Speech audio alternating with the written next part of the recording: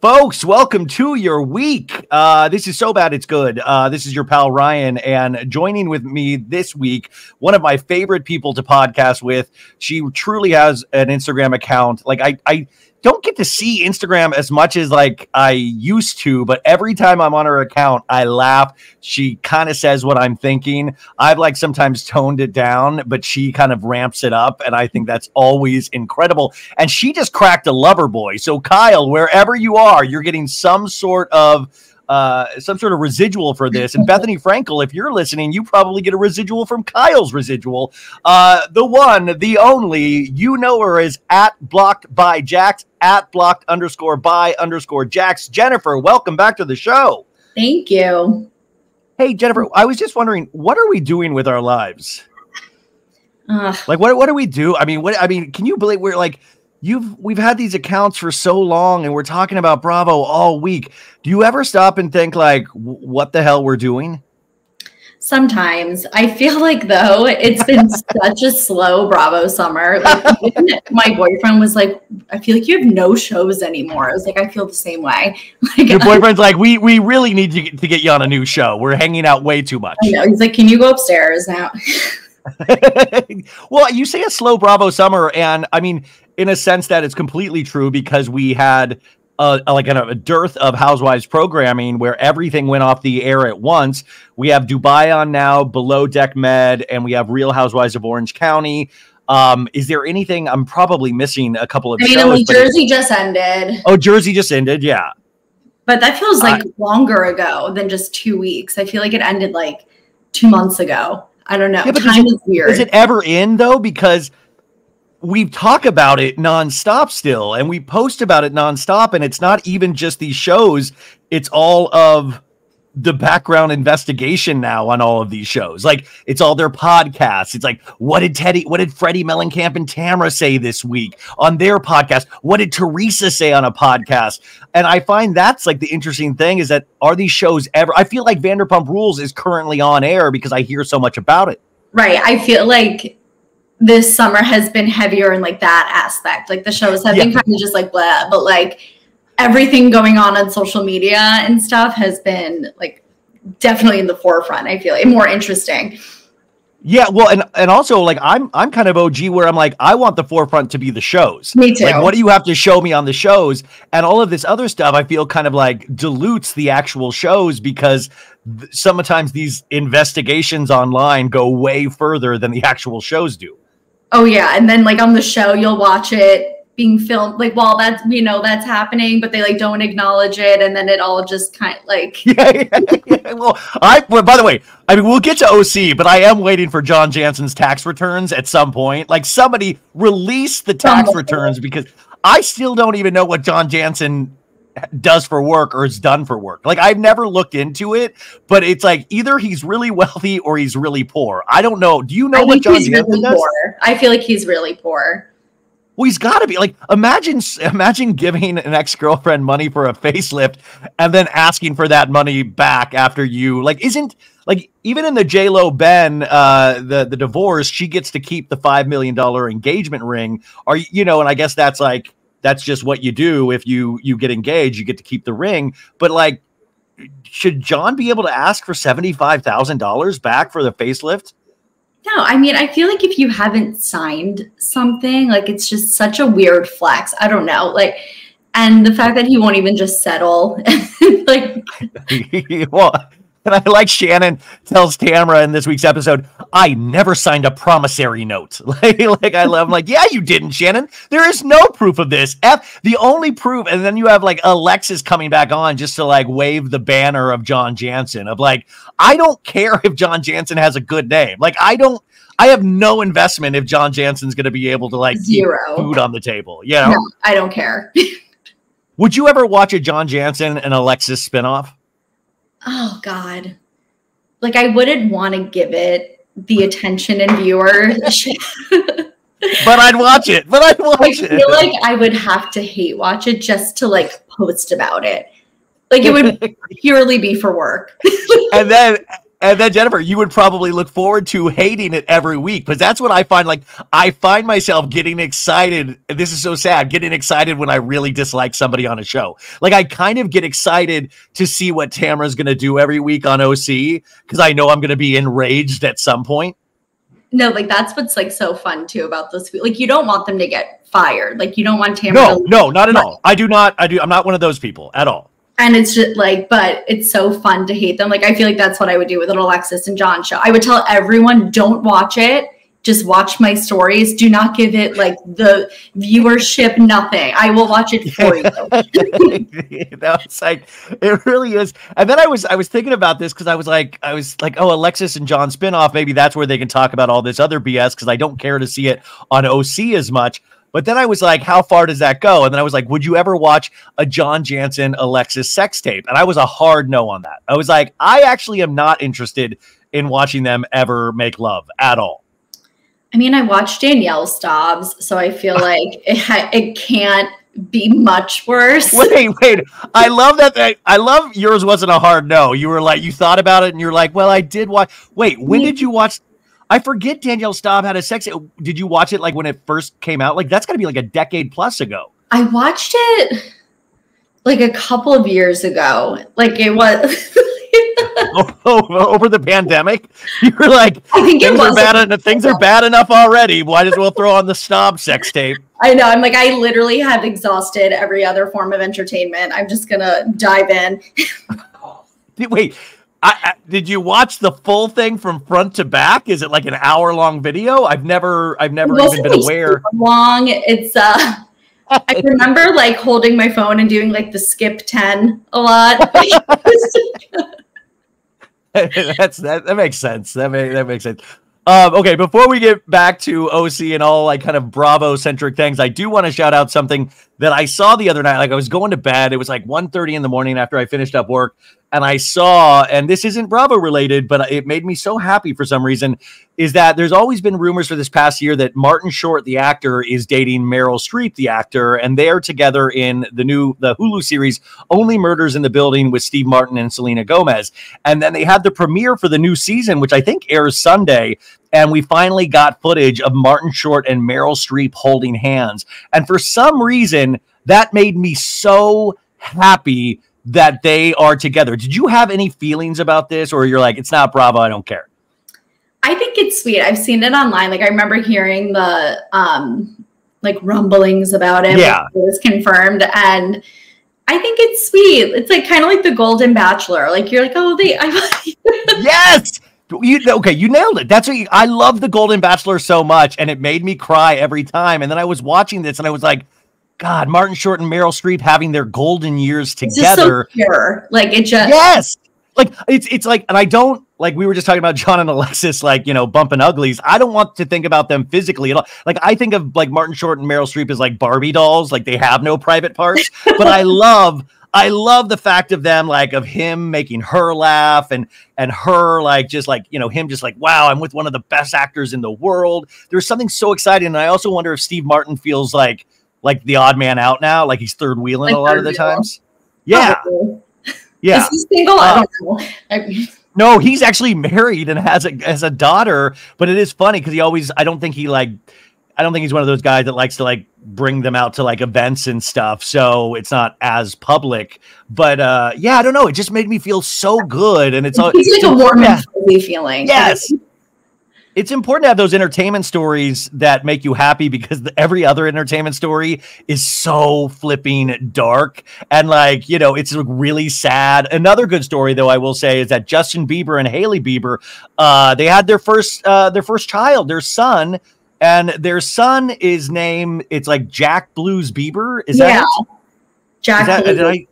Jack Blues. Jack Blues is kind of a badass name. Do you like that name? Yeah, I mean, the name Jack is like, it's Jack, you know, it's nothing mind-blowing, which is shocking, honestly. But yeah. Well, no, that's what I was kind of excited about. It wasn't like Orange Spice or like Pumpernickel Bieber. Like, I like that it was like a simple first one, but then I thought, oh, they were like, we can do a simple first name, but we kind of got to do a weird middle name, and that's where Blues came from. Right. And I feel like now, though, if they have a second kid, like, do you give that kid a weird first name, or do you just have to stick now with like the normal names? With the normal names, because you can't have Jack and like Nintendo like as sibling, you know. Then Jack could be jealous of a cool name like Nintendo at a certain age. Nintendo resents Jack. Yeah. Yeah. Or, you know, it's like, your name's Randy, you know, like just like really like weird normal names like, you know, Bob or Mike. Right. But I kind of thought, I was like, wow, Justin Bieber's really growing up, naming his child something completely normal, as opposed to most celebrities that have kids that are looking for the wildest names and the wildest spellings. And they spelled Jack J-A-C-K, which is the normal spelling. There was no like umlaut anywhere on there. And then another pop culture story before we get more into Bravo is that I wanted to get your reaction, if you had any, is that we finally got official confirmation that Ben Affleck and Jennifer Lopez finally filed for divorce on their 2-year wedding anniversary, which is such a weird message. There is no prenup in place. There is no financial plan and how they're divvying up assets yet. Did you have, and by the way, there is a Bravo connection, because I always remind people this started because of Southern Charm. Yeah. Explain how this all started to the people that don't remember. So Madison was like DMing with RHOC. Madison! God, Madison! Madison, no, these two girls just found their way here. I don't have anything to do with it, Madison. So Madison, amidst her glow up, had been DMing with RHOC, and like Craig and Austin, who was engaged to J-Lo at the time. Engaged to J-Lo like at the time. Out of the reunion, like, and so J-Lo found out she was engaged to RHOC and dumped him, and that threw her into the arms of Ben. And Madison is who we could thank for that. Yeah, but also Madison's now who, like, we can, unfortunately, could, like, ended in divorce. So it wasn't like it was amazing happily ever after like a lot of us wanted it to be. And also at that Southern Charm reunion where they talked about it, remember that reunion? It was when Craig was like hammered. Oh my God, with like, and she was like, "You look like a crackhead," or like something like that. I was like, "You don't even know, dude. You think you're all high and mighty." He's wearing, and like, stuff. Brad. I remember. Like, yes, exactly. And his hair looks like a yeah. He looks like he's wearing a Scottish kilt on top. Like, it was so funny. That was when, before Craig like cleaned up his act and found Paige and all of that stuff. So classic Southern Charm reunion. But I do think it's interesting is that, like, we've known that, I mean, this is the worst kept secret. Like, I don't know, because they filed on April, or like their separation date was April 26th. And so they've spent these last 4 or 5 months figuring out what they're going to do, I guess, allegedly or potentially. And they've only been seen a handful of times together. They sold their $68 million mansion. Ben Affleck got a new $20 million mansion. And I just love that all of these things came out before any sort of divorce was filed. So we all kind of knew it was coming. But I also think at a certain point, do we care once we, like, have we exhausted our attention budget on J-Lo and Ben already? I think, like, I mean, it was like the worst kept secret, obviously. Like, everyone knew. Like, he didn't go to her birthday or anything like that. And so, I mean, I think it's just kind of sad because like the whole thing was like they had been engaged so long ago and like found each other again. And like, I think that's like the part that kind of sucks, but otherwise it's just like, all right, well, I mean, they're so different though too. I mean, yeah. Did you watch that J-Lo documentary? I didn't, but I feel like I did from TikTok. If you want a good, oh, by the way, I've told the audience this last couple of weeks, I've been like really way too into TikTok, like not making them, but just watching them. And it's becoming a real problem. And I was telling the audience that I've now made my way onto Reborn Dolls TikTok, where it's people that get those. Have you seen those? And they take them out to breakfast and like sit them in a high chair. And it's some of the scariest. Yeah. And it's so sad because they talk about them like real kids. And you just think about the psychology behind these people that are like treating these dolls like real people. No offense to if you're a big Reborn community out there, but like what really scary looking, like they don't look real. Like Jennifer, there's no doll that doesn't look scary. They look looking. like They all at the reunion. Like, yeah, there's not one doll where I was like, that's pretty cute. Like, there's never a doll like that. Do you have any weird avenues on TikTok that you find being pushed to you in the algorithm? So that one was being pushed to me for a little, and I will admit I took the bait and went down that hole for a little bit. That one, and then I posted this the other week. For some reason, clips from the George Lopez show, the sitcom, are just all like come up on my thing. And I'm like watching them though. And I'm like, wow, that was like a funny show. Lopez versus Lopez, or the old George Lopez the show? Old one, like Nick at Night. Like, why would they ever? I love that they think you would like it, and then you ended up liking it. That's really. That's I know. bizarre. They were like, "Oh, we know her. The Lopez show. She's gonna die." Well, Lopez by Lopez, their new show on NBC or Peacock or whatever. Like Scheana and Brock had a little guest appearance last season. Not on this one. Yeah. I love that. Like, I felt like, I don't know if you felt like noticed this with Vanderpump Rules. I talked about this last week, is that it seems like, Vanderpump Rules obviously on pause. They don't know when they're going to pick back up cameras. So they've given like every cast member something in the NBC Universal family. Like they gave Scheana and Brock a little appearance on that. They gave, I think Schwartz is going to wind up on Summer House for a couple of episodes. Yeah. Like Sandoval is going to be on the new season of The Traitors. Ariana got to host Love Island, which is NBC Universal. Like Lala got the Amazon show, and I don't know what else NBC Universal has done for her, but I feel like they're kind of doling these things out as little like bonus gifts to maybe hang on for a new season. What do you think? I think just to kind of keep them like us interested in them until they figure out what to do. And I also think it's them. It's also keeping them like, hey, we're interested in continuing to work. Don't go out and find other gigs. We want to keep you. And I was going to ask too, what did you think? Because I know you are a fan of Lala's. We talked about this last time. Now, Lala and Scheana, the big hubbub is that they have. I don't know what exactly is going down, but they have been filming the second season of The Valley. And this is where the Bravo audiences, we're insane. Like, I don't ask for this shit. I don't pay my good money for Bravo to watch Lala and Scheana on my screens. And we did this even with The Valley in the first place. We're like, I don't want to watch The Valley. Who wants to watch this stupid show? So we already hate it. And then The Valley turned out to be good. And my thought is, listen, I know we're all upset at Lala still and all that stuff, but who knows? Maybe this could be good. What do you think? I just think like what was so great about The Valley is that they used like Jax, Brittany, and Kristen as like the full marketing. Like these people are coming out to bring people in. Yeah. Like at the same time, like Kristen was honestly missing from like a lot of episodes, and like Jax didn't really have a storyline except for like hating his wife and like being a shit stirrer. But like that's all, Jennifer. That's all he needs. That's like he can make magic out of that. Yeah. Like he's so good. But like you got invested like in all the other people. I feel like they really carried it well. Like Michelle and Jesse, that whole thing. Like Janet, 100% agree. The Lego guy, I forget his name. Zach Lego. Yeah, Zach Lego. Zach Lego. And I like it's already a bigger cast, I guess. And like I just don't think that Scheana and Lala. Like, I know they're friends with them. It's not like they would just be awkwardly placed and, like, forced to hang out with these people. But I don't know. Scheana, like, I just don't think they're needed. And I think it's like you have such a good thing. Why do something to it?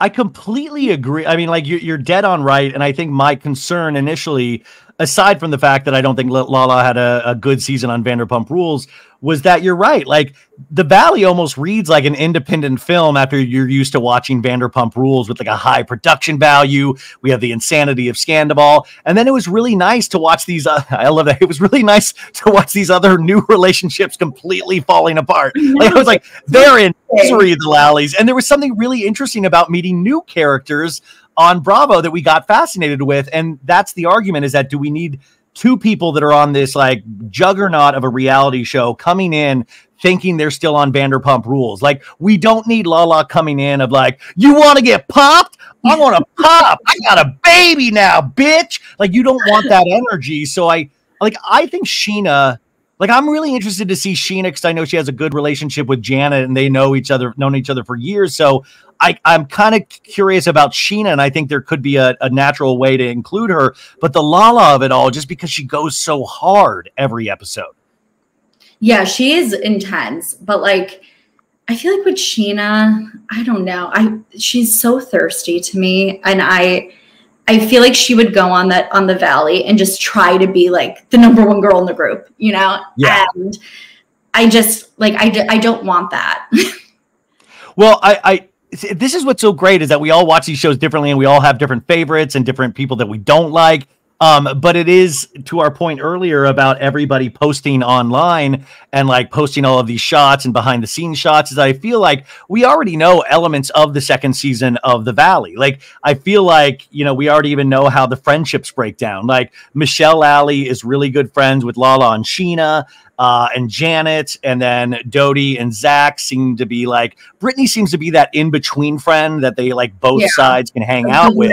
Yeah, between the bridge, if you will. But like, do you ever wonder, like, I kind of wondered if like Scheana and Lala, like once there was like how it came about on The Valley, like, were they asked to like appear in a bunch of episodes, or was it like Scheana and Lala just like, hey, we're just going to come to every party you film and maybe we'll be on camera. Like, and it just kind of happened that way.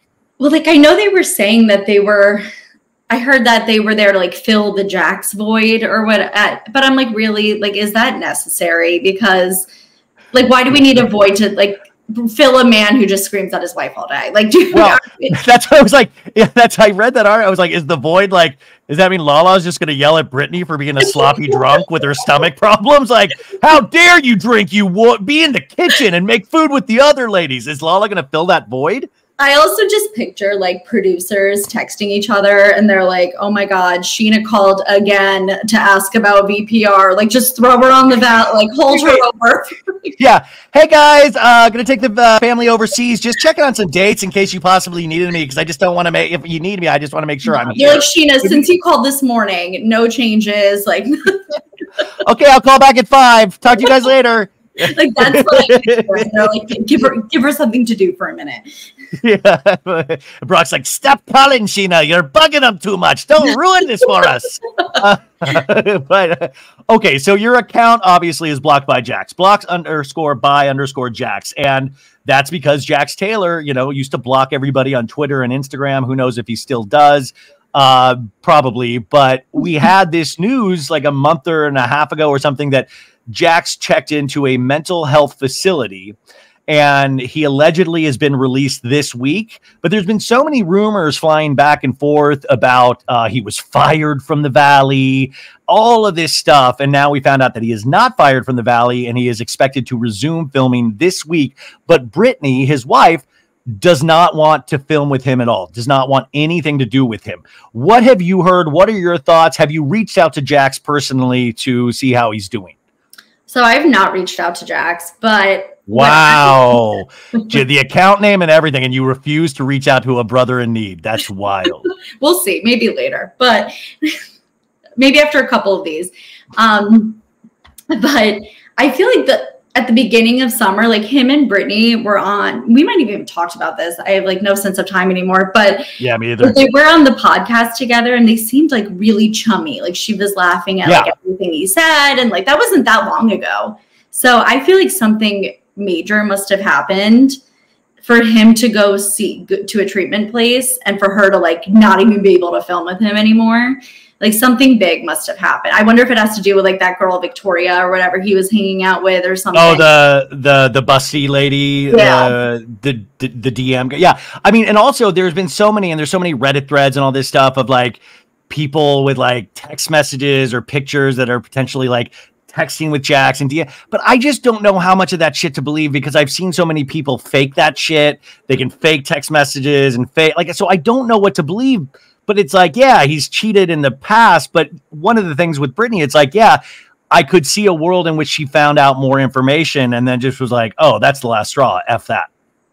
Oh yeah, I could see that too. And I think especially now, since I guess he's like single or whatever, and now I feel like he's doing all those like little like club visits again, like all the promo stuff. Like he's like, I never leave the house. Hashtag dad life. Like I'm never doing anything. And now it's like, come see me in like Toronto with Tom Schwartz at like this club. Like he's doing that kind of. So I'm sure he hasn't been the most well-behaved estranged husband when he's on the road. But I mean, imagine explaining to your kids when you're older of like, Dad's got to go away to a club appearance at Yuck Yucks in Ontario to make some money this weekend so you can go to ASU later in life. Like, I love the thought of explaining to kids what reality stars explaining to their kids what they do one day. Like, I just imagine like Scheana's child is being like almost raised in the family business. Like, I feel like Summer Moon is eventually going to be a bigger reality star than Scheana, just because I just already feel like, oh, it's like a showstopper right there. Like it's going to be like Kardashian kids as they grow older. How are we going to filter them into a reality show lifestyle? Or are reality stars like actors be like, oh, I never wanted my kid to go into acting, or reality stars like, I never want my kid to go into reality? Oh yeah, like Scheana definitely wants Summer Moon, Honey, whatever her name, to like be bigger than her. She's like, I want you to be on Dancing with the Stars one day. Yeah. You must avenge mommy not being asked on Dancing with the Stars. You must avenge her. Well, I was going back, like, do you constantly rewatch old seasons of reality TV and Bravo? Constantly. That's all I do. What do you want? Yeah, I remember this because you would work and you have it on in the background. What are you currently rewatching? I'm rewatching Old Orange County, actually. Oh my God. I was just talking about this with, I was talking because maybe you're the one to ask. I want to go back and watch the Brooks storyline and like what season of OC is the best to pick up at to like what is your favorite season of OC and does it involve Brooks? I guess is the better question. I'm actually on that one right now. Is that like 5? Is that season 5 or 6 or what is that? I think it's 8 actually. Like with the cancer stuff you mean, or just Brooks and like? Well, the cancer stuff. The cancer stuff, yeah. I think it's season 8. That's what I'm on right now. Like Megan just came in the picture, like all that. And Shannon and David just went to that retreat where he had to pretend she was dead. Like I literally just watched that yesterday. Oh, wait, what are you picking up? Like watching this season of OC and watching all these characters now, going back and rewatching, are you noticing anything? Like, or are you like, oh, these people have not changed at all? So, I mean, I'm putting this on at like 8 a.m. when I start work and I'm not turning it off till 5. So I'm watching like 8 episodes a day. So it wasn't that long ago that I was back in like the Alexis times. I was only like last week. And I cannot believe that her and Tamra are even like cordial, let alone friends. People forget their history. People forget their history. Oh my God. Alexis this week on this week's episode said, you know, she's trying to give advice to like, I think Katie or Racine. And she's like, you know what? You've got to make up with Heather Dubrow. She's an old friend of mine. And me and Tamra, we've always felt. I'm like, how are you? Like, are you and Tamra? Like, what the fuck? Tamra hated you. That's where Jesus Jugs came from. She bullied you like she's bullying Shannon this season. How are we just skipping? And you know how like Edgar... Yeah, sorry, I'm just like infuriated. No, that's how I felt watching it. I'm like working and I'm like, like staring. And so I know that Jim like sued Tamra and Shannon like together, like that whole lawsuit. And Heather McDonald too at the same time. And rewatching it, they were threatening to sue Tamra for Jesus Jugs, saying it was like that was a whole threat out. Oh my God. What if they sued Tamra for Jesus Jugs and they had to call Jesus to the stand? I've been like, I really do not want to be affiliated with Jugs. It's very upsetting. Like Jesus comes back, but just to say he's not really happy with the Jesus Jugs moniker. Also, I just want to go on record that me and Jennifer, we love Jim Bellino and we think he's awesome. And we just think he's like top notch. So no bad vibes here. No. But the editors do all of these trollings or they'll do flashbacks constantly in all these shows. Why are we not seeing more flashbacks of how they treated Alexis when she was initially on and some of the batshit things Alexis said in that first run? And like even Heather was so mean to her too. Yes. Like yes. It just blows my mind that she is just coming like nothing ever happened. It's like Heather and Terry were so mean to her. And rewatching it, like before she was on this current season, and I had done another rewatch, I actually felt kind of bad for her. Like they were all really awful to her. But now I'm like, oh my God, she's just like a dingbat. Think about if you come onto a show that you've been trying to potentially get back on for a couple of years or more than a couple of years, you get back on. I think natural tendency for a lot of us would be to be nervous because you felt really persecuted and bullied by some of these cast members. But she is coming on with the strength of 1,000 suns because of her love of Johnny J. Like, also, wouldn't you temper that down a little bit of like, maybe don't hit him with the "we have sex 4 times a day" thing? Like, maybe like reveal that like later in the season if things go well with the ladies. But she's like, oh my God, 4 orgasms last night. It was insane. I asked him to stop. I'm sore on my thigh area. Oh. I know, you would think. And it's so funny because she plays like in the old episodes, like so wholesome, like, oh my God, like you said a curse word. Oh my God. Like she was a totally different person. I think she's just someone that like whoever she's dating or married to at the time, she just kind of takes on their personality and like life and every mannerisms, all that. So, I mean, she did such a 180 and I almost like kind of felt she was like more endearing then. And now she's just insufferable. And by the way, I swear to God, even though I love Shannon, I was really kind of excited about Alexis coming back because I was like, oh, how is this going to work? But I was thinking more in regards to her relationships with the other women, not with the John Jansen stuff. I just kind of think is purely really gross and weird. And I think it's like one of those things of like, how much can Shannon withstand? And you're making Shannon more of a martyr. You're making us more empathetic towards Shannon because of this scenario. But like, it's like a suicide bomber just getting thrown in there because I feel like she's really alienating the audience so much and not sharing anything else about her life except that she has sex with John Jansen that we don't really care. Like, I feel like she's going to be used up for this storyline and they're going to toss her to the side. Yeah, I get that's why she's on. Like, we all know that's why she's on the show right now. But like, if you want people to like you, give us something else. That's all. Like Tamara will be like, wow, like it's snowing. And she's like, I love John. Like it's like so unwarranted sometimes. Like no one's even talking about anything like that. Oh, the snow is cold. Oh, it reminds me when John put his tongue in another region and he just had ice cubes and it was a very cold sensation. Like I'm feeling that. Like it's like, did you notice too when they were at Tamara's the house that Hate built in Big Bear? Did you notice that she was wearing a t-shirt or like a sweatshirt that said Alexis and Tamara?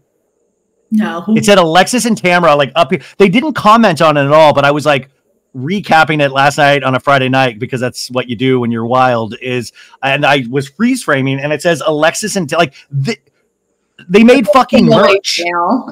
They made merch, and Tamara was and like I love that Tamara keeps professing to being like it's hard love I'm giving Shannon. I'm like, is hard love wearing merchandise with the person that her ex is dating now? It's so bizarre. Heard Tamara during filming being like, let's sell the Alexis and Tamara thing. The audience is going to love us. And then it started airing and she was like, all right, maybe we don't post about the sweatshirt we made with you know what? The sweatshirt, there was a fire in the factory in China, Alexis. We can't produce these at all. It's done. So Tamara also, yeah, you can also see Teddy Mellencamp going like, oh, Tamara, I think it's an excellent idea to have Alexis and Tamara merch. That's amazing. Which, by the way, we get Teddy back next week. Did you see on the preview? Yes. Ugh.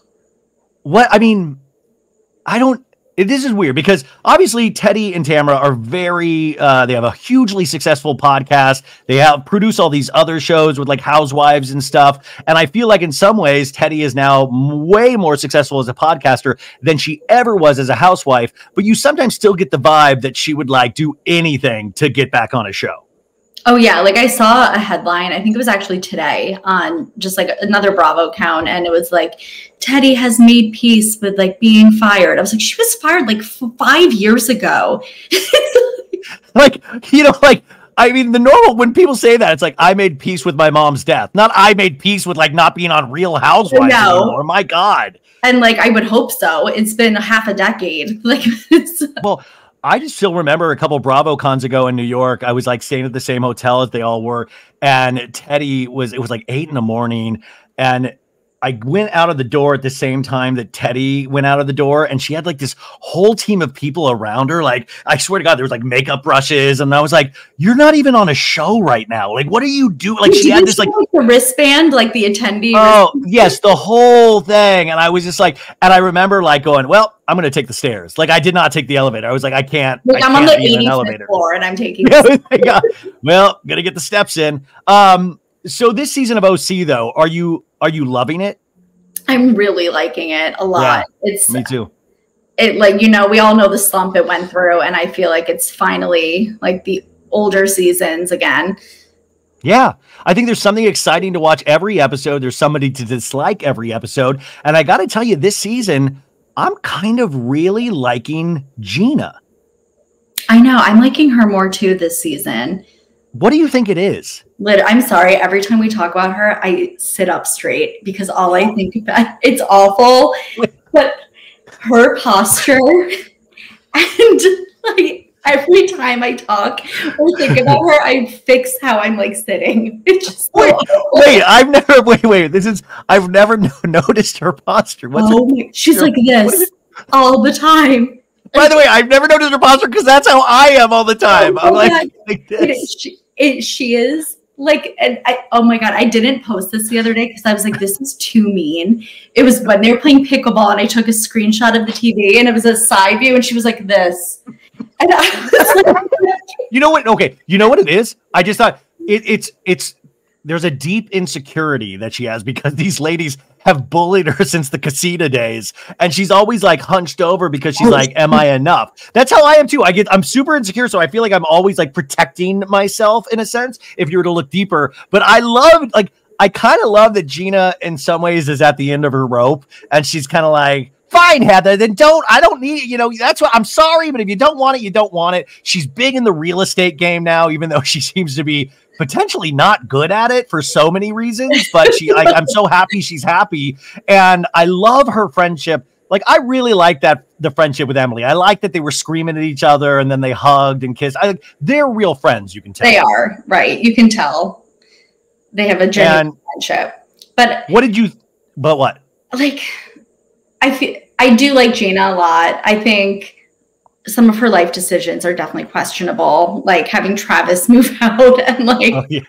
Like, I mean, first off, all of our life decisions are the same way. They're terrible. I can never stand up on a reality show.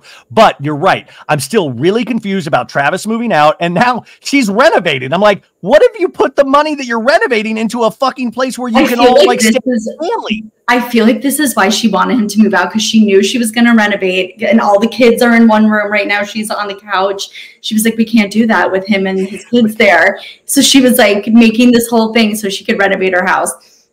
Did you see that? And then the room, you guys, the kids had drawn all over the rooms, and it didn't even look like with crayons. It looked like pencil drawings, like ancient hieroglyph. It looked insane. It looked like every horror movie where the kids like screw.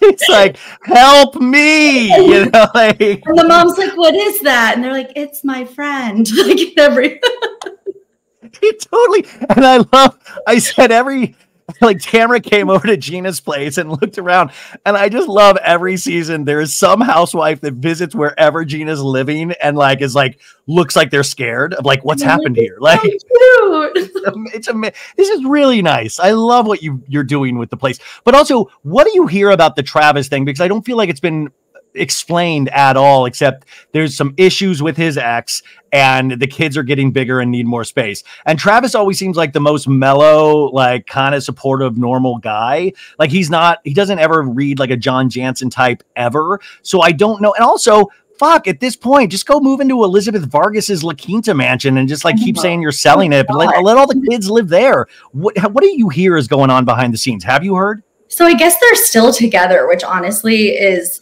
shocking to me, because I feel like when you put your lives together, you bring the kids together, you move in, and they live together for like a while at this point, and for you to one day be like, you have to move out, I feel like it's just like taking 1,000 steps back in your relationship. Like if my boyfriend told me I had to move out but still wanted to be together, I'd be like, well, yeah, I mean, it reminds me of like conscious uncoupling. When Chris Martin and Gwyneth Paltrow did that a long time ago, or when Brad Pitt and Jennifer Aniston split up their marriage and they went on a vacation right before they did it, you know, to kind of like have this last weekend as a married couple. And it's like, how are you guys this mature about something? Like it's very, very weird. But I hear all of this stuff about the ex, like the ex of Travis's ex and all of these like background things that I'm trying to figure out what's true, what's false, but it's obviously not going to be brought up on the show. The other thing before we get off OC is the Shannon Beador of it all. How are you feeling about her this season? So, I mean, obviously what she did was you should never, ever drink and drive. And especially with your dog. What if you came out and you're like, you know what? It's okay. You can have a few. It's not that bad. You know, like it was bad luck. Two of these. That's it. But I feel like she's really a lot more likable this season. Like I actually feel really bad for her when she's talking and like telling her story. Like I think she genuinely feels bad about what she did. And I know that John Jansen was part of that whole night. I'm sure that was somewhat like triggering too. Like it was a shitty situation. And I think that was just an awful time in her life, but it does seem like she genuinely wants to move forward. And like when she apologized to Gina, I thought that was really sincere also. And me too. Like, I think she, like, you know, we can't, like, what are you gonna do? Like cancel her forever and she can never have another drink as long as she lives. Like she's learning, she's moving on, like let her move on. And yeah, I do feel really bad for her. You could tell she struggles with it like every day. And, I know, I just feel really bad, but I do like her probably more than I have in a while this season. Yeah, I mean, Shannon always gets the rap of being a perpetual victim because of, you know, her entire run on the series. And we've seen a lot of that. But I will say this is the first season where I feel like she has every right to be a victim. And she's actually not playing a victim this season. Right. You know, like even that last scene with Tamara, she has like this almost quiet reserve of strength. And I think maybe it's like she's finally realizing or seeing the matrix that is Tamara of kind of like, oh, you just like to fuck shit up. Like you just like to make everything about you. Table. I was shocked. Oh, me too. I was so proud of, I was proud of her. And then I got upset because I was like, all it took was like one nice comment from Tamara. And she was like, oh my God, thank you. And then she's like, can I have a hug? And I was like, no, do not hug Tamara. No. Tamara's shirt's like Alexis and Tamara. Yeah. It's like, I was like, no, but that's what like, and then, you know, Shannon is sharing all of this stuff about her life and like where she's at and like the kindness that she feels like she doesn't deserve, but she's getting, and she's so appreciative for. And Tamara, like, instead of listening to her alleged friend, goes, oh, so I wasn't a friend the last 10 years? Oh, so I haven't listened the last, and it's like, this isn't about you. In fact, you have only made everything worse because tough love is a different thing than screaming at somebody, oh, you gonna go drink? Is she drinking in the bathroom? Is she gonna like, you're an alcohol? Like that's different than tough love. Oh, it's completely different. And Tamara is like such a monster this season. Like she's really kicking somebody when they're down. And it's just hard to watch. Like you're watching it and I'm like, how is no one like screaming at Tamara right now? Like, I don't get how none of the ladies are like, Tamara, like cool it, really. Except Vicki. Oh my God, you nailed it. That's what Vicki, which is actually really interesting because you can tell that cuts Tamara, even though a lot of people think Vicki's a little kooky.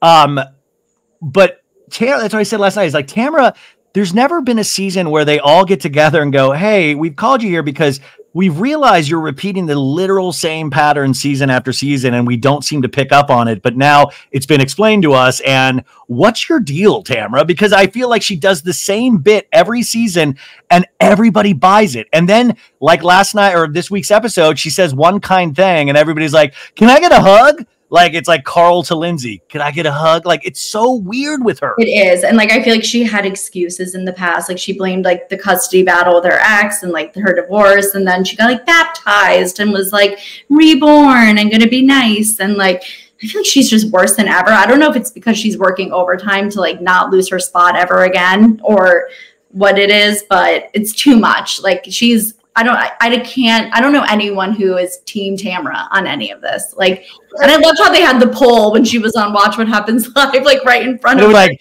89% to 11, you know, of like team Shannon.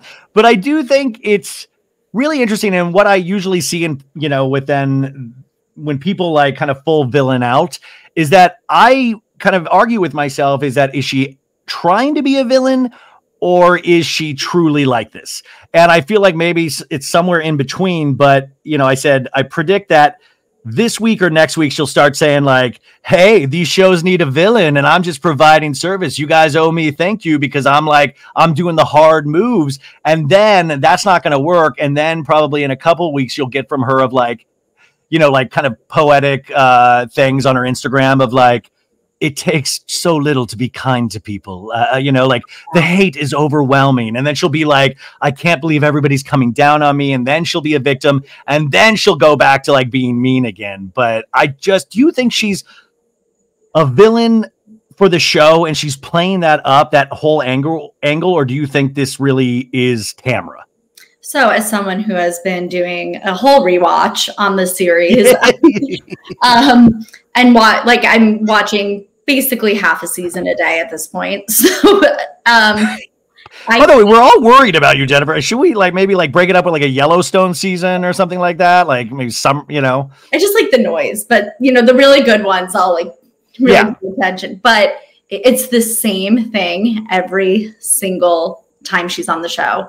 Like and it's the same kind of behaviors. It's not like, oh, she's yelling at someone, but you know, it's to defend somebody else and like because they did that person wrong. Like it's always, I care about the truth. Like it's always malicious and like and she will cry the next day and be like, it's because of my upbringing. I never was told I love you by Sandy who fucks men in my house. And like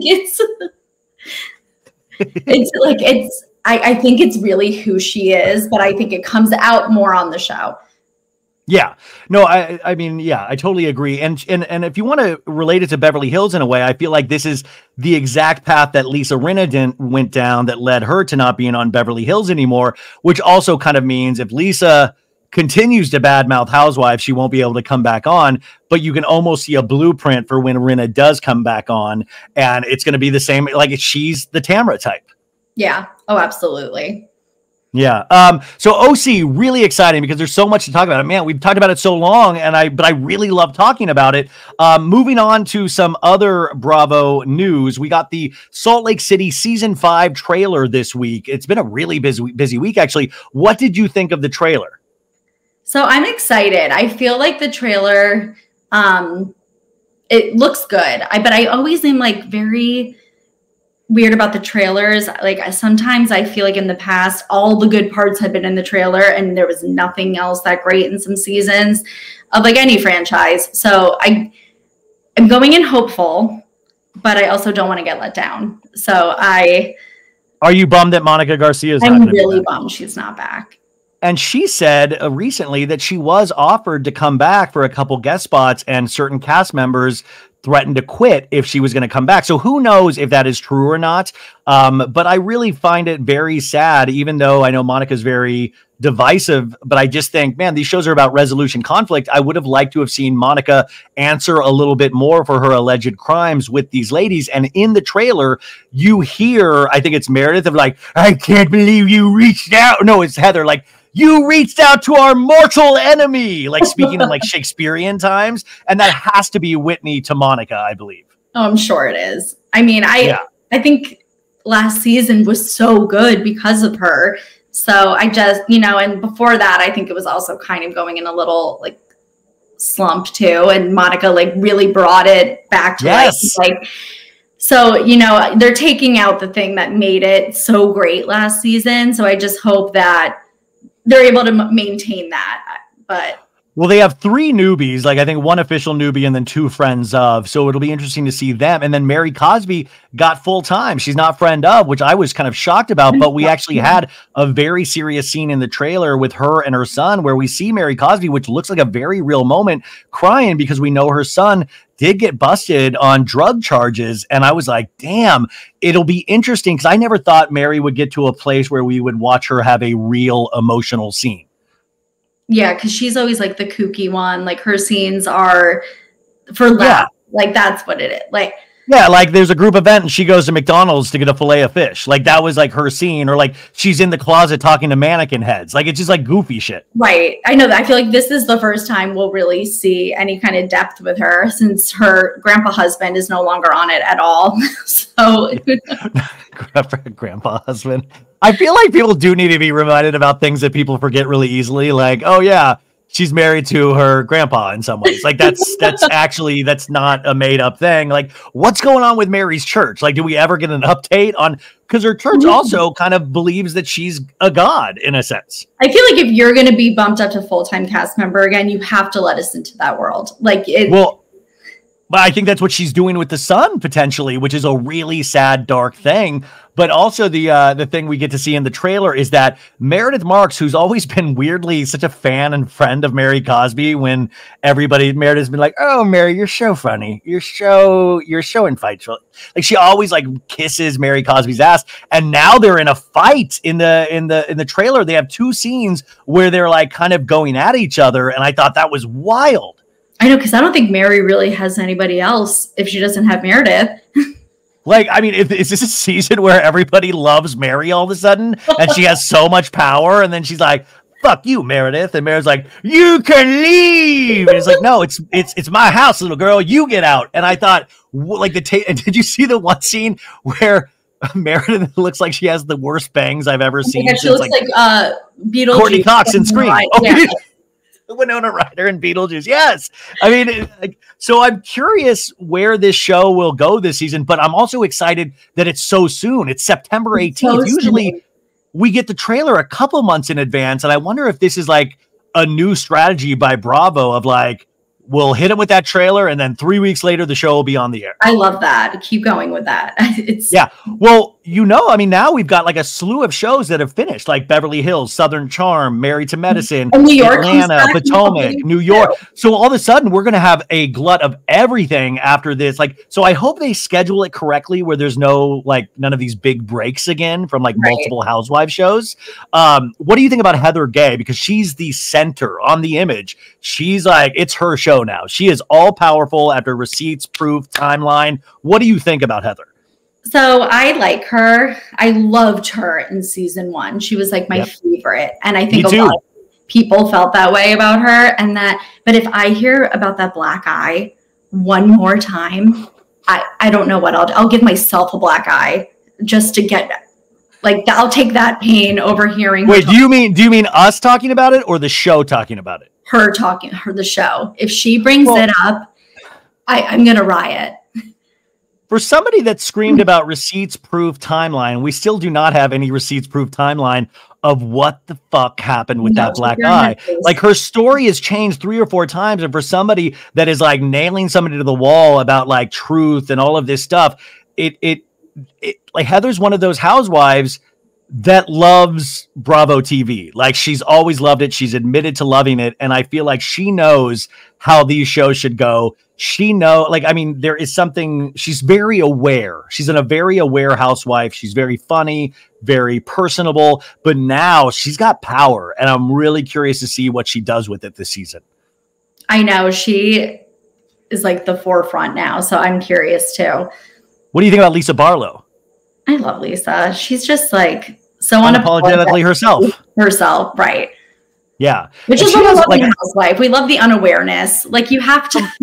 Yeah. Like I love also like whoever, I don't know if they run their own Twitter accounts or they have somebody do it for them, but I love Lisa Barlow's Twitter account because it's either Lisa Barlow or somebody that works for her and they're chronically online. Like if you tweet about Lisa Barlow is going to be like, thank you. I love Diet Coke. Like always there in the comments, already fighting with Monica Garcia in the comments a couple of weeks ago. And I'm like, I love to think that it's really Lisa. Like, I want it to be Lisa so bad, and I hope she just doesn't pay somebody to like engage on Twitter all the time. But she's so great, and like she's had 2 lawsuits that have been thrown her way this past year in regards to Vita Tequila. One just got dismissed or settled or something. So I'm curious how much of that gets brought up on this season 2, because we still never got to the bottom of like the fucking blowjobs and the Utah Jazz game. Like, I didn't really care, and I don't think she cheats on her husband at all. But what a weird storyline.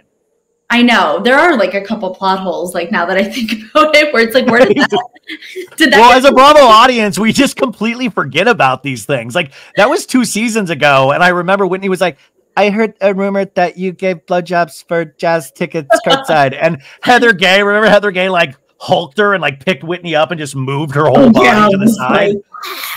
She's like, "Ow, Heather, you're hurting me." And she's like, "You touched my arm." They're all in lingerie and like Scottsdale or something. Okay, moving on.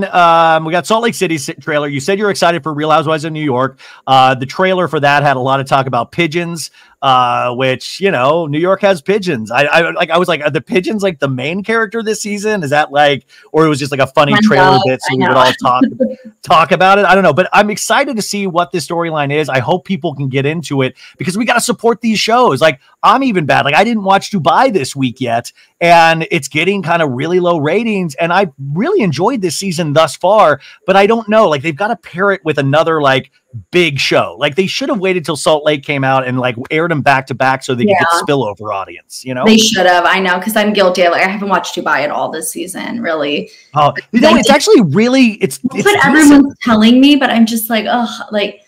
Just there's so many now to sit down and just watch it when I'd rather watch reruns of Old Orange County. It's just well, that's what I always wonder behind the scenes at Bravo of like, this is what we're noticing. People go back and Peacock and watch these old ones. How do we get them invested in the new ones?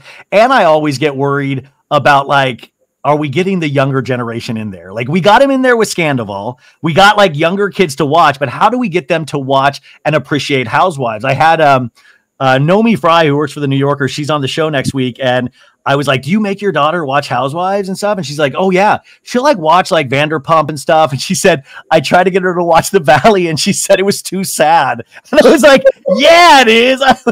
It was like she liked Vanderpump, but she thought The Valley was too sad. And I was like, it's kind of why I like it. Like, because I'm older. Like I like sadness.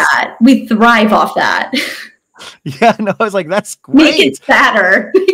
Yeah, but so RHONY's coming back, and then Summer House is currently filming. West Wilson, who broke poor Sierra's heart, has a new dating show because he works for Complex, their internet division, and he has a dating show where he goes on little mini dates and he films it. And his first episode was released this week, and it was with the Hoctua girl, Haley Welch. You know the Hoctua girl? Yeah. Do you have any opinion on that? I mean, the Hoctua girl's everywhere. Whoever's managing her really is like capitalizing as much as they can. Did you watch the West Wilson Complex dating show? I watched like clips of it on TikTok, and I'll be honest, when he first announced it, I like did not understand what it was at all. I was like, is he having like a relationship kind of show where like it's God. You guys, if you don't remember, I think this is on Peacock, but Shep back in the day, like 7 years ago, had a dating show called Relationship. Great name. And it only lasted 1 season.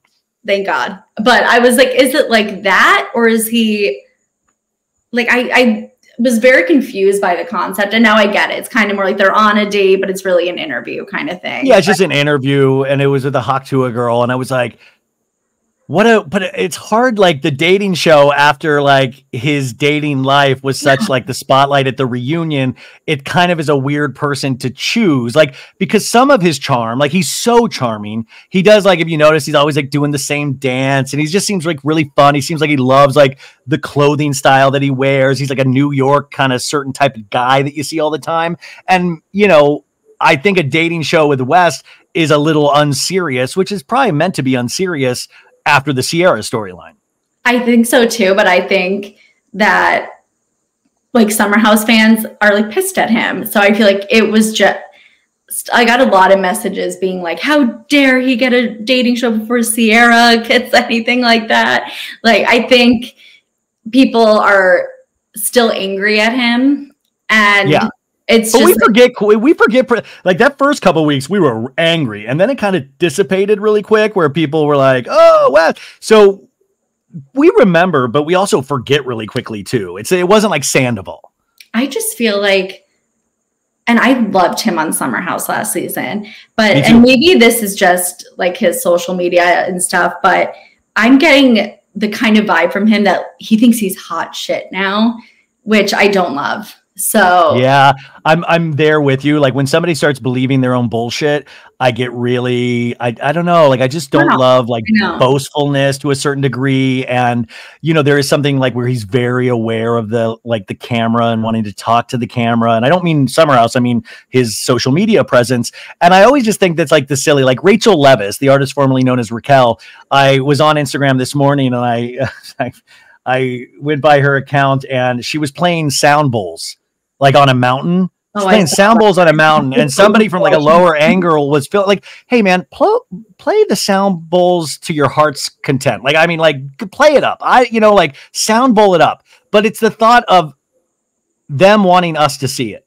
Like, why do we have to be involved in your sound bowls? Like, if you love sound bowls, go play your sound bowls. But why do we need to see you play the sound bowls? And I'm sorry to use Rachel as an example. I'm not meaning, but like we all do that with these things that you always have to question once you see something of like, why did you want us to see that? Why did you place the camera there? You did this quick edit. Like it feels so staged all the time. It does. And that's how I feel like with his stuff now. And I feel like he posts that being like, oh yeah, this is sick. Everyone's going to love that. That's going to get 1 million likes. Like, well, yeah, it's like, it's different. Like Paige DeSorbo and Hannah, Googly Squad, as I call them, is like, you know, they took years to build up where they are now. And I feel like they're at like the top of the mountain. Like they took years to like build this presence up. And I feel like Wes is trying to do it in a year. Wes is like, I'll take the Summer House thing and I'll do this to this, you know, and it's like the Wes podcast will be dropping probably by the end of the year. And I'm like, sometimes you got to slow roll something. And Paige and Hannah are a great example of that. I agree. And I feel like he kind of lost that like goofiness that he had last summer. And now he's just like this hot shit. Like, and yeah, you know what it was? It was, by the way, do you have a little bit more time? Are you in a rush? Okay. Yeah, okay. Sorry. Is that with Wes? What I loved about him at first was that I thought, here's a dude that's like confident, but he's not cocky. And he knows he leads with his personality. But then as it went like later and later in the season, the reunion, I was like, oh no, he thinks he's like hot. He thinks he's sexy. Like, and to me, the sexiness was that he didn't think he was sexy. Like, that was sexy. Agree. Yeah. That was like what Sierra liked about him too, I feel. Yeah. Well, oh my God. Is this you? You're the account that did have you hooked up with a Bravo celebrity before, didn't you? Yes, I did. Wait, wasn't that in the last couple of months? Like, was it like, I don't know time. It's like a year ago. Wait, you did. And I remember talking about this on the show. Oh my God, you did. And did you have multiple people that hooked up with Schwartz while he was with Katie? My God. Like I posted, I think 5 of them, but I really had like 15. And it was all like drunken makeouts when he was with Katie. Oh yeah, like while they were engaged, while they were married, and like he called one of them Bubba while they were. Maybe he thought it was Katie. He was like hammered. He's like, Bubba, stop yelling at me. 100% see that. So Oh my God, what were the other ones that stood out to you besides Schwartz? That was the one that I was like. Shep was another one that had a ton of submissions. So many of girls who just had like little one night things with Shep, like while they were in like a bachelorette party in Charleston, and they all said he was. I mean, I know Taylor said she never finished, but a lot of them gave the indication that they did. So a lot of people said he was a generous lover. Yeah, I think maybe he just gets into that relationship and he's like, oh, it's about me now. That's good for you, Shep. And by the way, us guys are so stupid that he's probably like, hell yeah, not thinking of like, oh, that means I'm just really not good at long-term relationships. Like I'm good at one-night bachelorette stands. Who else did you get? Did you get any girls? Like people that hooked up with Bravo celebrity girls? I didn't get any girls. I got a couple of Jessies that were just like Jessie Solomon that were like little one-night things in the Hamptons. Then I got my favorite one was the girl who had anal with Gina's ex, Matt, and she shit on his couch. That was my favorite. I feel like that would be easy to confirm. I feel like, I mean, did we ever do any, like, did you send that to Gina? Go, please confirm. I know, like, is that why, like, you spend all money on furniture and you can't get a bigger house because you're replacing the couch every 2 months? Had anal on the couch and then shit on it? Mm-hmm. Oh, that was my God. That was the first one I saw too, and I was like, wow, like, we're starting off like. Hey, girl, got some tea. Also, who admits that? Who's like, first off, I let him hit it in the butt first time, and then I shat everywhere. Like, that's a big thing to, like, admit about yourself, too. I know. I was like, I can see the account. Like, what up, girl? You've been there, right, Jennifer? Like, crazy. Would anybody hook up with Andy Cohen? Any of those? Oh, I had one Andy Cohen who said he was like, what was that thing? Oh, good for you, Andy. Did he anything? Because I know Andy says he's a top, but did they specify anything? Yeah, they said they were a bottom, and he was a power top. What does power top just mean? That you have like good stamina, like good breath control? It's just like a masculine top, like. Hell yeah! Right? I don't know. I love that. Get yours. Well, speaking of Andy Cohen, I wanted to talk about this before we wrap up here, is that Brandi Glanville from Real Housewives of Beverly Hills, obviously she has signed up for the reality Reckoning from Bethany Frankel, and she's been going through it because they're not going to release her Ultimate Girls Trip Morocco season because of whatever happened between Caroline Manzo and herself. Caroline Manzo is in a lawsuit with Bravo. Now, Brandi is going to be allegedly or potentially suing Bravo as well. And more personally, Andy Cohen. The Bethany stuff seems so personal against Andy Cohen. We're now a year plus outside of Bethany announcing the reality Reckoning, and we still don't really know fully what it is or what they want. We just keep adding people to the roster that have been, taking umbrage with how they're treated. So Brandi Glanville now, it's sad story. Like, I don't want to make fun of Brandi, but it seems like she's in a really bad way.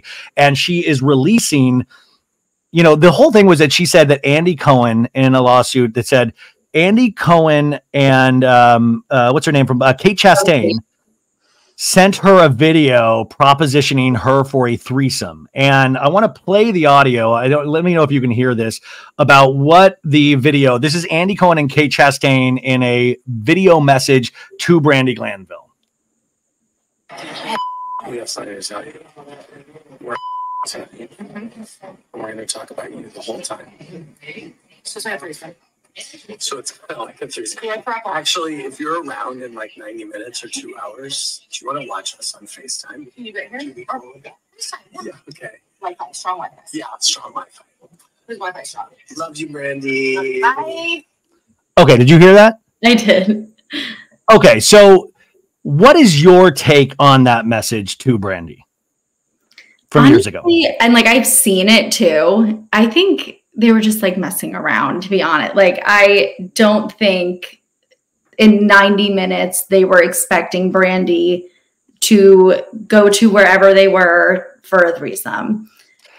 Yeah. I mean, this is like, I want to, I think Brandi obviously is going through a rough time, but first off, I want to know if Brandi was actually even employed by Bravo at the time. I don't think she was, but I do think she has a friendship with Andy Cohen and with Kate Chastain, and Brandi loves sexual jokes. My thought was the same humor as that. Well, that's what I'm saying. Like, when Brandi got this message, she was probably thrilled. She was probably tickled. And I would love to know the text messages after this, because she probably loved that she was being like, called or FaceTimed from Andy Cohen and Kate Chastain. She was like, oh my God, I would love to be there. Oh my God, I'll fuck both of you in the butt. Like, she probably was like so happy, but now because things, are in a dire place for her, she's going to use this against. Now, I do think obviously Andy Cohen at this point probably has to really be careful of anybody that he talks to in regards to these shows. But to me, that was so obviously a joke about people.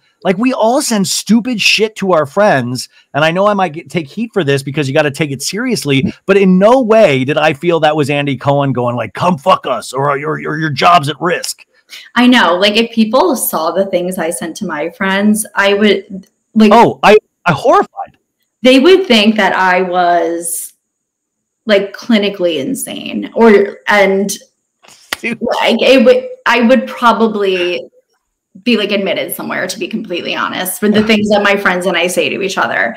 And I always think, I was like, when I die, like there's got to be a service that like right before death, like something will delete every bit of digital record of like my email, my text, my like, you know, I've made so many horrible, like I was thinking like back 20 years ago, like me and my friend Susie, we would like just send like horrible Michael Jackson jokes to each other. And I was like, now I think about it, and I'm like, oh, I hope those never get, it's so stupid. You know, like you like, send stupid shit with your friends. Exactly. And I think she's reaching, and I do feel bad for her because like, obviously she's not in a good place. Like you could tell by like her socials. Yeah. And I feel bad for her because I mean, and also the whole thing with her and Caroline, from all the other women that were there, all the other housewives, it really does sound like Brandy's story is the one that people saw and witnessed. And like, I feel bad for her. Like Caroline is accusing her of this behavior and this thing and like whatever.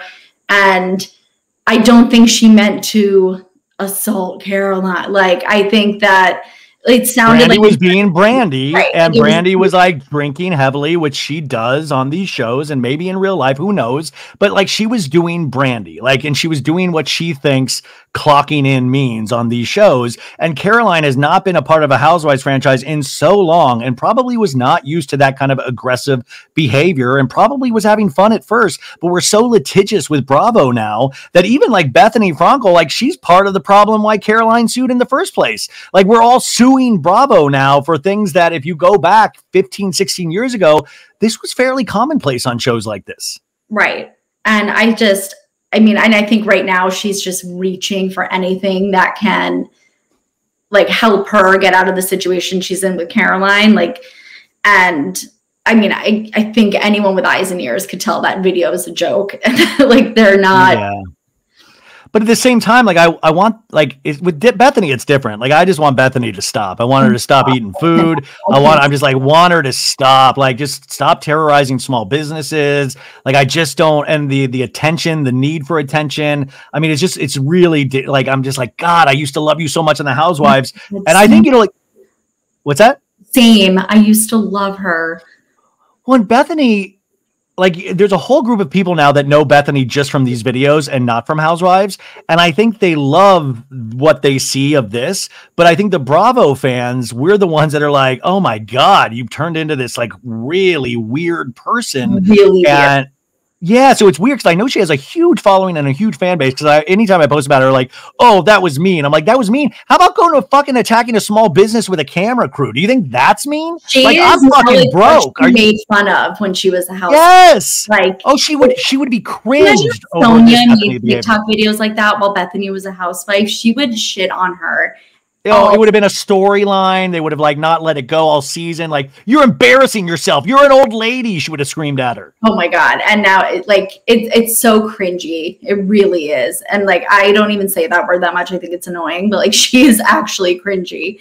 What? I feel like we've kind of lost our mind. Like what watching these, like once you release the Kraken of these like Beverly Hills or these Housewives, what they become after the show, it's really sad to watch. Like I was talking to somebody, it's like, I hope they have like financial advisors in the future that sit them down and go, don't blow your Bravo paychecks. Let's put it away. Maybe like, put it in an IRA. The last one to have to like take this route. Like she's skinny girl. Yeah. This is the best example, example, and it's even gotten to her head. Like, this is the best possible answer, is you become Bethany Frankel, and look what's happened to her. So it's really wild, and I think it's scary for the viewer because we don't want to have to worry about where these people's paychecks are coming from. That's why I like Heather Dubrow. At least I know she's financially solvent. She's fine.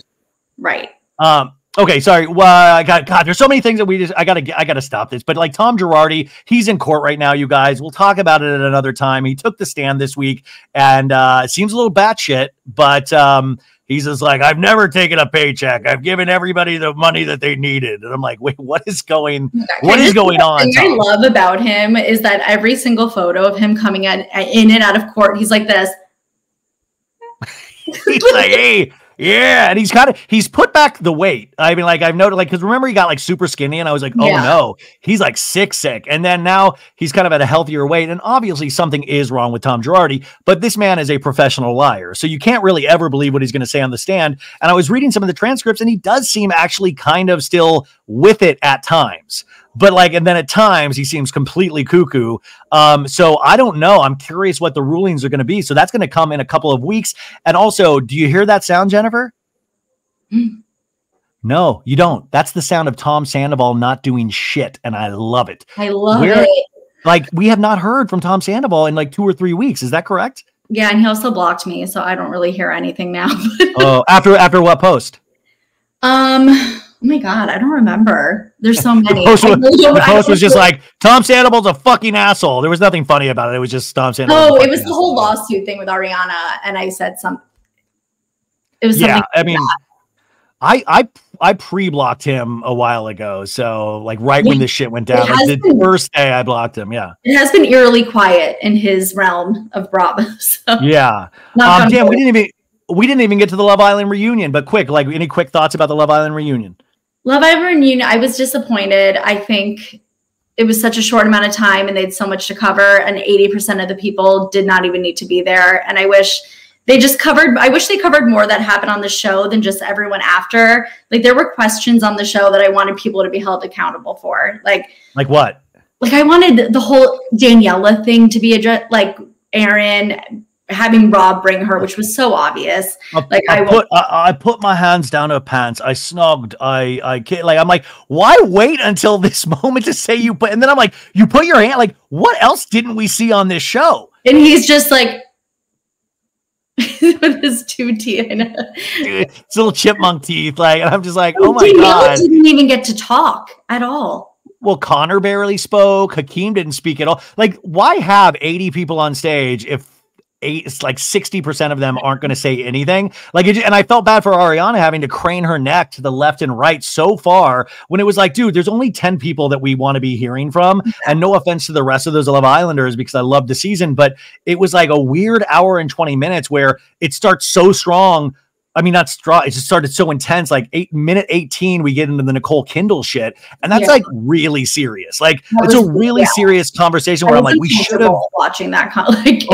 Big time, because Nicole wasn't really understanding that this is not about her. And I'm no hate to Nicole because I know she's going through it, but like, this is different. This is like lose your life kind of shit where it's like, I haven't told my family yet. And I'm not going to speculate on Kindle's sexuality or, it's like, it's so dark. And then to go back like, well, anyways, did everybody eat avocado toast for the summer? Like, what do you guys think about avocado toast? It's like a hard thing to come back from.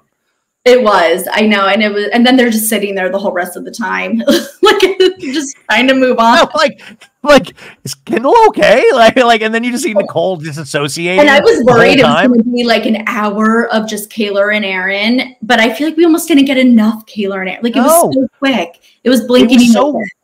And that's why it's like, and it's not Ariana's fault because I know she wasn't the one that structured it was like producer structuring. So I think Ariana did amazing for what she had to work with, but it was so weirdly structured. And then why at the very end, give us a 9-minute unedited scene of the fire pit, which just shows you how good editors are. Like it almost made me lose interest in that scene entirely. Like at that point I was like, I don't give a fuck. It was way too, we didn't need to I know we wanted to see the whole thing, but they should have been like, before you say that, just know it's 15 minutes.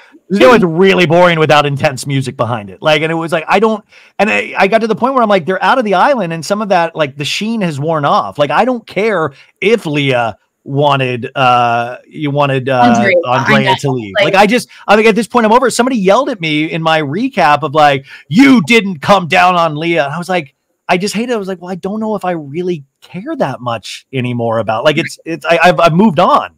I know. I kind of wish the reunion was sooner after, like they didn't wait so many weeks too. At first, I thought that was a good idea because we'll be able to see how like real life happens and who breaks up with who. But you're right. It kind of let the tension out of the bag. And then it was just like, weird. And my brother, and then everybody's been doing podcasts. My brother lives next door to the Chelsea studios where they filmed. And he, in my family group chat, was like, Ariana Grande is at the building next door. The whole street is just women screaming. And I'm like, oh my God, that's crazy. And it turned out it was Love Island reunion, and they were screaming for Ariana Madix. Ariana Grande. Oh my God.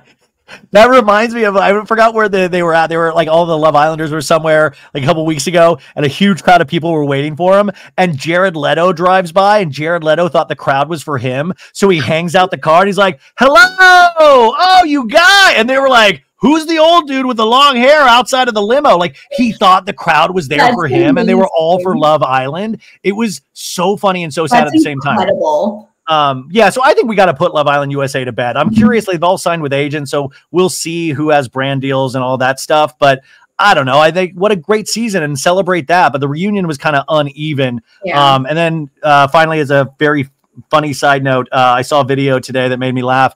Kathy Hilton and Sutton Strack were at the Abbey, the gay bar in West Hollywood, singing karaoke, and Kathy Hilton was singing, you know how she was good buddies with Michael Jackson of like, hee hee, Kathy, hee hee hee. She was singing like The Way You Make Me Feel, of like, the way you make me feel.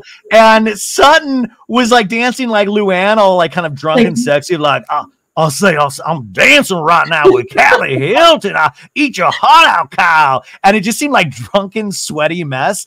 And I was like, God, I hope this is like a storyline on Beverly Hills, even though cameras are down. But like, you saw, like, didn't that make you like? It warmed my heart. It did, and I was like, I hope this is the vibe this upcoming season. Can you imagine the vibes like karaoke and like Tom Sandoval's like, what's up, dude? I heard you rang. Karaoke time. Yeah. Hey, Kathy, let me show you how to hold the mic with karaoke. Like, I'd love that storyline. That would be amazing.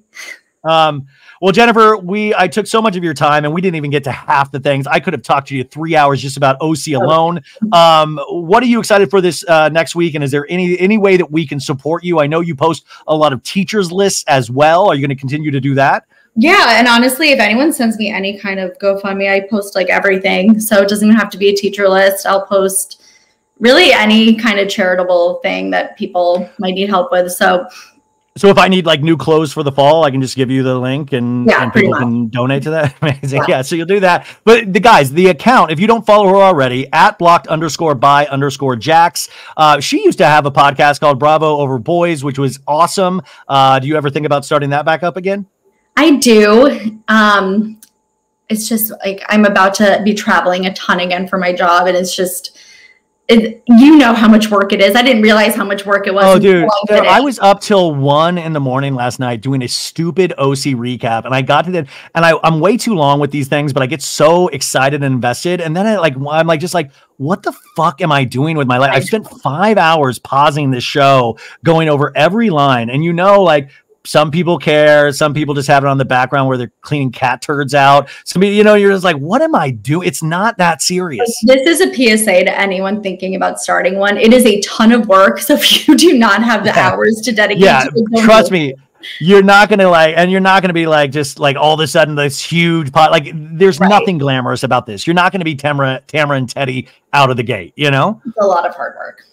Anyways, Jennifer, this was amazing. I laughed so much. Thank you for being here as always, and I will talk to you very soon. Of course.